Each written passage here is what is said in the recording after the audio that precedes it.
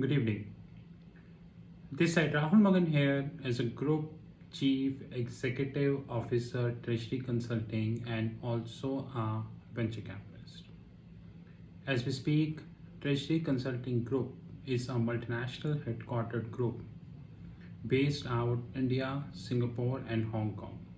More importantly, we do hold our offices in three parts of the globe. But we are not unicorns like Byju's, Ola, Paytm, Swiggy, Zomato, Lenskart and all. But we are a profitable company since inception. Our hedge fund, which is a proprietary hedge fund where we invest our own capital, not outsider capital, is a profitable fund since inception. More importantly, we do FICC reporting and many more things. In case you wish to have any information, you can definitely WhatsApp on my personal number +91 9899242978. Alternatively, you can WhatsApp on our back office, which is +91 9818485155.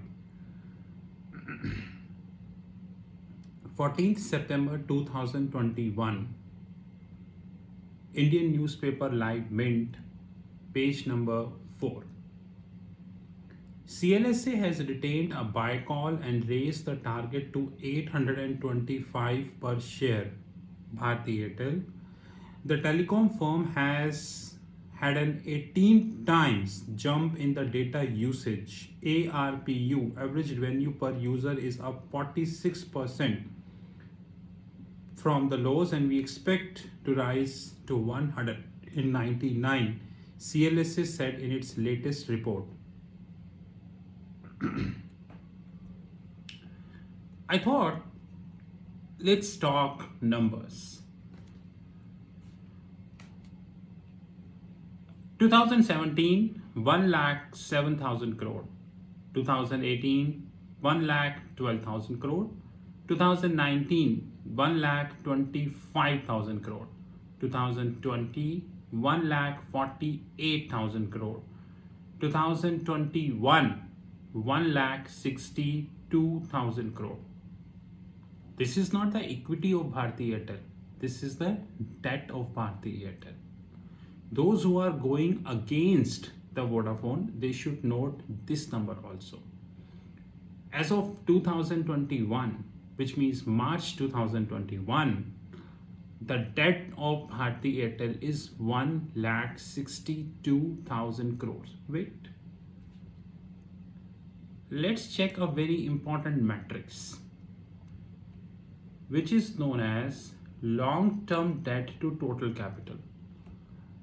Do you know that in 2018, the long-term debt as a percentage of total capital for Bharti Airtel was 49.4%. In 2018, it is 44.8%. In 2019, it is 41.5%. In 2020, it is 46.1%. And in 2021, exceptional performance, 55.6%. 55.6% of the total capital of Bharti Airtel. I repeat, 55.6% of the total capital of Bharti Airtel is long-term debt. Guys, but the data usage is 18 times. Please don't talk these numbers. Data usage matter, internet usage matter, average revenue per user matter.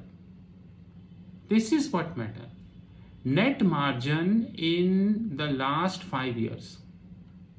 Net margin of Bharti Airtel in the last 5 years. 4.4% plus, 2.6% plus, 2.1% plus, minus 39.7%, minus 23.3%. Data usage matter.